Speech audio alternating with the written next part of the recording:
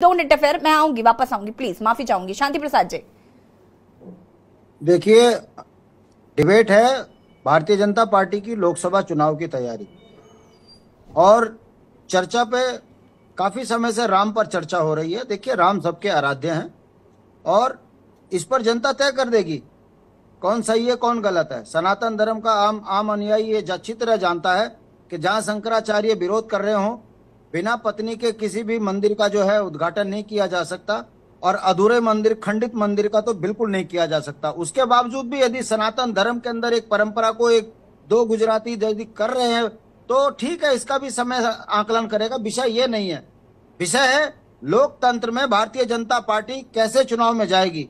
जो तैयारी भाजपा कर रही है, तो हम स्थानीय नेता होने के नाते जिन मुद्दों पर बात कर रहे हैं, भारतीय जनता पार्टी के नेताओं की राजनीतिक हैसियत नहीं है जो उस पर चर्चा भी कर ले। हम पूछ रहे हैं कि जो गांव 10 साल से गोद में थे, उन गांव को लकवा हो गया, मगर वहां ना तो पानी है, ना शिक्षा है, और ना वहां से पलायन रुका है।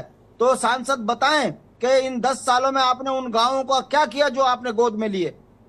सांसदों से ये पूछा जा रहा है कि आप बताइए, उत्तराखंड के अंदर जंगली जानवरों से आम जनमानस परेशान है, आपने लोकसभा में वन अधिनियम में परिवर्तन कराकर क्यों नहीं हमको यहाँ पर वो अधिकार दिया कि हम अपनी खेती बचा सके, अपने बच्चों को सुरक्षित कर सके। हम पूछना चाहते हैं भारतीय जनता पार्टी से कि इन 10 सालों में जितनी भी केंद्र की योजनाएं हैं वो भ्रष्टाचार की भेंट चढ़ गई। आखिर भारतीय जनता पार्टी के सांसद संसद में क्यों चुप हैं, क्यों उन भ्रष्टाचारियों को पोषित कर रहे हैं। और उत्तराखंड के अंदर ऐसी कौन सी आफत आ गई कि छोटे से छोटे काम को से लेकर बड़े से बड़े काम गुजरात के लोगों को मिल रहा है, स्थानीयों की उपेक्षा हो रही है। हमारे पांचों सांसद इस पे चुप क्यों हैं। और जब हम ये पूछ रहे हैं कि आपको बंगालियों के मूल निवास की जरूरत जरूर महसूस होती है, मगर उत्तराखंड के मूल निवासियों को सख्त भू कानून की जरूरत है, उस पर आप चुप क्यों हैं। क्यों यहाँ पर भू कानून खत्म किया गया है, क्यों उत्तराखंडियत को खत्म करने के लिए आपने यहाँ जनसंख्या विस्फोट करा दिया। जब हम स्थानीय मुद्दों पे भारतीय जनता पार्टी के नेताओं से बात करते हैं तो इनकी कोई राजनीतिक औकात नहीं है। ये सिर्फ अब आज की डेट में राम के नाम से अपनी नैया पार कराने की बात कर रहे हैं। हम इस पे भी सवाल जब खड़ा कर रहे हैं कि सनातन धर्म में कहाँ राम का जो है खंडित मंदिर का उद्घाटन हुआ है, उदाहरण बताइए, पीछे अतीत में जाकर बताइए उदाहरण के बिना पत्नी के आप कैसे मंदिर में प्रवेश कर सकते हो उद्घाटन के लिए। और आप बताइए कि चारों शंकराचार्य सनातन धर्म के जो अगुवाई हैं, यदि वो इस मंदिर के उस उद्घाटन में अपने आप से दूरी बनाए हुए हैं, तो आखिर ये सनातन धर्म के अंदर क्यों स्वीकार किया जा रहा है। भारतीय जनता पार्टी किस और सनातन धर्म को लेकर जा रही है। ये हमारे कुछ नैतिक सवाल हैं जिस पर भारतीय जनता पार्टी के नेता जवाब नहीं दे रहे हैं। और हम पूछना चाहते हैं आपके माध्यम से, जो राम मंदिर के अध्यक्ष है सत्येंद्र दास जी, आखिर सत्येंद्र दास जी क्यों इतने पीड़ित हैं। वो उनका कहना है कि वो वहां पर सचिव जो उसके चंपत राय जी हैं, जो मंदिर समिति के मूल लोग हैं, आखिर उनको दरकिनार करके ये राम मंदिर में कौन सा ऐसा उद्घाटन हो रहा है। तो कहने का मेरा मतलब है, जब इनसे लोकसभा में चुनाव की बात करो तब ये ईरान कुरान की बात करने लगते हैं, झूठ बोलने लगते हैं, लटकाने भटकाने की बात करते हैं। और जब हम इनसे सनातन धर्म की बात करते हैं तब ये लग जाते हैं दो गुजरातियों की भाषा बोलने। तो मेरा कहने का मतलब है यशी जी, लोकतंत्र में भारतीय जनता पार्टी जो पहले ही तय कर रही है कि हम 5 लाख वोट से जीत के आगे आएंगे, ये स्पष्ट है कि जैसे हाकम सिंह यहाँ नौकरी देने की गारंटी बना हुआ था, वैसे ही भारतीय जनता पार्टी ईवीएम के माध्यम से चुनाव जीतने की तैयारी पे लगी है। माना जा रहा है कि कहीं ना कहीं आने वाले लोकसभा चुनाव में इसका असर भी देखने को मिलेगा। और साथ ही साथ जिस तरीके से अभी यहाँ पर मंजू जी कह रही थी कि स्थानीय निवासियों की उपेक्षा की जा रही है, इस पर भी क्या कुछ कहना चाहते हैं। अनम्यूट कीजिएगा।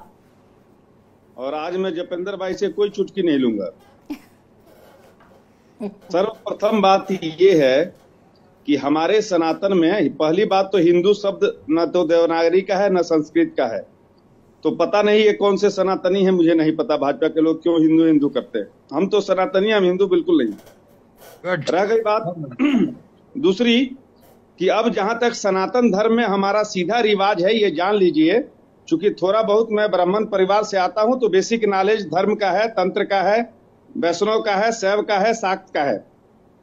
वैष्णव के किसी पूजन में, गृह पूजन में खास करके, भूमि पूजन भी बगैर पत्नी के नहीं होता। गृह पूजन तो दूर की बात है, ये राम भगवान का गृह पूजन हो रहा है तो बगैर पत्नी के कैसे हो रहा है। राम भगवान जब अश्वमेध का यज्ञ कराए थे तो सीता जी नहीं थी, तो सोने की सीता जी को बदल में बनाया गया था। ये हमारा शिष्टाचार है और ये हमारी मातृशक्ति के प्रति हमारी बाध्यता है और मातृशक्ति के प्रति हमारा सम्मान है। दोनों चीज हमारी धार्मिक, ये अनुशासन भंग करके ये राम मंदिर हो रहा है, एक बात। दूसरी बात, सनातन के चारों पीठ के जो शंकराचार्य हैं वो सनातन के सबसे बड़े गुरु माने जाते हैं। ये चारों गुरु ने आने से इनकार कर दिया, तो पहला सवाल तो इसी पर उठता है।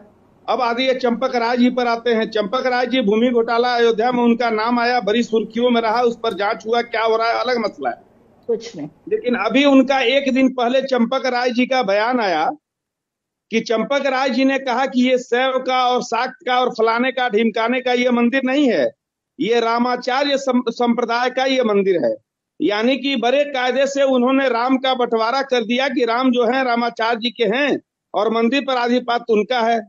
चलिए मान लेते हैं कि रामाचार्य संप्रदाय का है, तो आप ये बताइए कि रामाचार्य संप्रदाय में भाजपा के अध्यक्ष नड्डा जी आते हैं क्या? रामाचार्य संप्रदाय से क्या आरएसएस के संघ प्रमुख आते हैं, संघ के प्रमुख आते हैं क्या? रामाचार्य संप्रदाय से क्या मोदी जी आते हैं क्या? तो अब सवाल ये उठता है। दूसरी बात, जो बार बार ये भाजपाइयों द्वारा प्रचार किया जा रहा है कि राष्ट्राध्यक्ष के नाते मोदी जी जो है जाकर के वहां मंदिर में पूजन करेंगे, तो ये बताइए कि कौन से सनातन में कहां लिखा है कि किसी राष्ट्र का अध्यक्ष जो है वहां पूजा करेगा? और राष्ट्राध्यक्ष का मतलब राजा, अगर राजा से ही तुलना प्रधानमंत्री प्रधान सेवक है, राजा नहीं। अगर राजा ही मान ले तो इस देश की प्रथम नागरिक जो है महामहिम राष्ट्रपति हैं, मोदी जी उसमें भी नहीं आते, एक बात। अब दूसरा, कायदे से देखिए, जितने कार सेवक मरे थे वो मैक्सिमम लोग गुजरात, उसमें से गुजरात और महाराष्ट्र के लोग नहीं थे, लेकिन पूजन करने वाले लोग ना तो कोई मिथिला का है, ना तो कोई अयोध्या का है, ना तो कोई पूर्वी उत्तर प्रदेश का है। मंदिर उनका, मरे वो सबसे ज्यादा कार सेवक ने जान गंवाई वहां के, लेकिन पूजन कौन कर रहा है? महाराष्ट्र और गुजरात के लोग। और एक जो जिनका नाम आया है लक्ष्मीकांत वाजपेयी, वो लक्ष्मीकांत वाजपेयी भी महाराष्ट्र मूल के व्यक्ति हैं जो बनारस में घर बना करके रह रहे हैं और वहां के किसी कॉलेज में प्रचार हैं। अब समझिए ये गठजोड़ जो है, ये जो गठजोड़ है महाराष्ट्र और गुजरात का, मैं बार बार टेलीविजन पर भी कहता रहा हूं कई बार, जहां भाजपा और शिवसेना की लड़ाई नहीं है, ये लड़ाई महाराष्ट्र और गुजरातियों के डोमिनेशन की है और बाकी से सारे देश के लोग तमाशा देखने के लिए बैठे हुए हैं और हम जय श्री राम के नारे लगाने के लिए बैठे हैं, एक बात। अब दूसरी बात पे मैं आता हूं, हमारे मुंह में कब जय सिया राम से जय श्री राम डाल दिया गया ये हमें पता ही नहीं चला, क्योंकि रामानंद सागर जी तो हमारे पूरब के थे नहीं, सीता हमारे यहाँ की, राम हमारे यहाँ के, हम तो जय सिया राम वाले हैं भाई। हमारे मुंह में कब से तुमने जय श्री राम डाल दिया? सीधी बात है, ये तो हमारा समीकरण था। मिथिलांचल की सीता जी थी, अवध के राम जी थे और लौह कुश भोजपुर के थे, चंपारण में वाल्मीकि नगर है। ये तो हमारा समीकरण था ना, ये हमारा ताना बाना था। आपने हमारे ताने बाने को बड़े कायदे से तोड़ा और बड़े कायदे से इस बीच में घुसा और आपने एक सीरियल बनाया और उस सीरियल के माध्यम से जय श्री राम का उद्घोष जब जय श्री राम में बदल दिया गया, ये किसी को पता नहीं चला। और हमारे पूर्वीय भाई और हमारे यहाँ उत्तर गैर महाराष्ट्र और गुजरात के भाई, सबके मुंह में डाल दिया गया जय श्री राम।